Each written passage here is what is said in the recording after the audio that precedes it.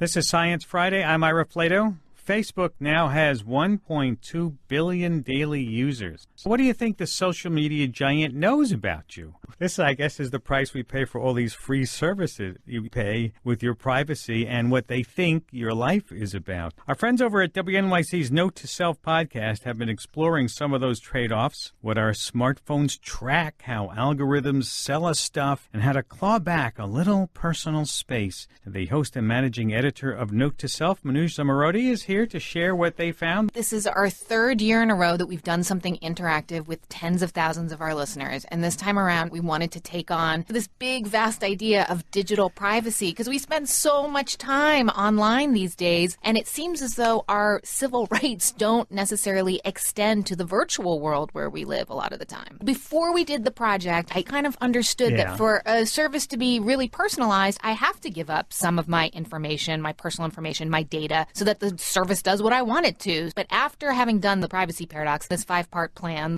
I have to say I have come around. I am now a believer. I actually went to the National Archives to see the Fourth Amendment, this idea that our right to privacy is actually something incredibly innate and written into the Founding Fathers' doctrine as to how we want to live. I came up with the idea of the project before the latest administration came into office, but now as we talk about more marginalized populations being concerned about being targeted for their beliefs, their affiliations, or their origins, more and more this idea of privacy, it's less ephemeral and more real, very real. We did a call out to our listeners, sort of tell us your stories about privacy. And there were, of course, some people who told us the classic stories, that their social security number was stolen or they were hacked in some way. Other people said, it hasn't happened yet. I feel a little creepy about my data being out there, but nothing has happened. Then we had all these stories in the middle, this idea of personal privacy being stepped on. Another guy married into a very religious family. Facebook changed its privacy settings and revealed that he was part of an atheist group to his wife who subsequently divorced him. Wow.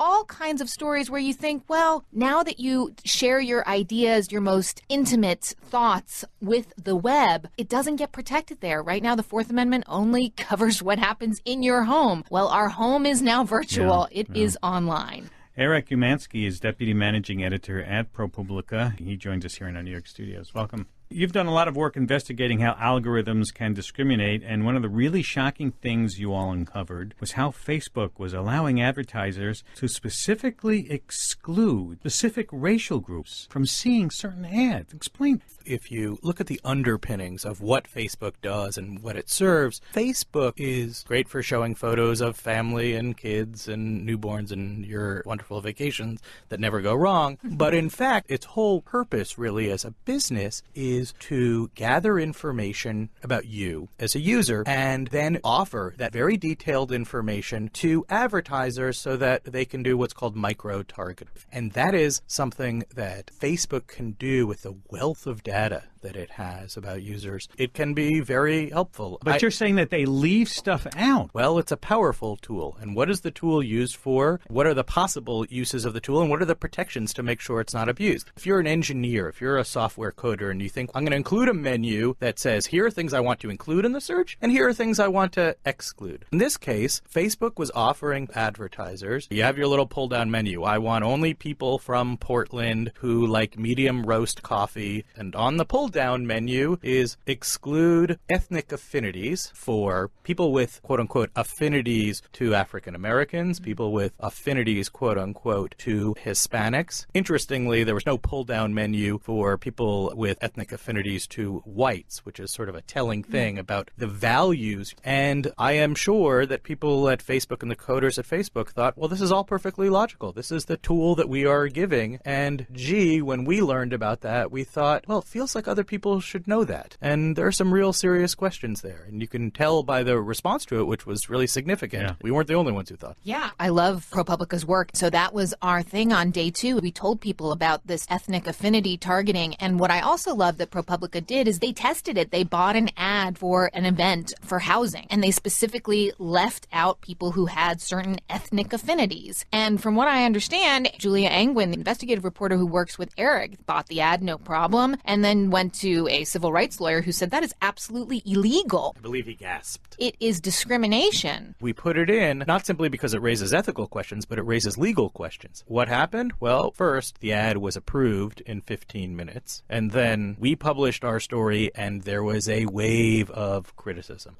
from the Congressional Black Caucus, from actually the federal government, and Facebook, in a short period of time, announced that they were going to put protections in place. If they want this data so much, why don't they pay us? Here we say, well, we're so lucky to have it for free. Well, I actually think we are paying for it because they are paying us in in-kind ways. We give Facebook our data. In turn, we get these really handy tools to keep track of what's going on with our friends and what movies we should go see and so forth. The real question there is that transaction transparent or not? And too often it isn't. One of the stories that we did is, so you looked up your information, Ira, right? And you found, gee, they think I like roommates. I don't really like roommates. But it turns out that's the information that Facebook is telling you it has about you. It's actually not all the information it has about you. Oh, I see. One of the things they are not showing you on that page is that Facebook buys information about users from third-party brokers, in particular information brokers who gather often financial information about your life. Size of your mortgage, how many cars, your housing, and on,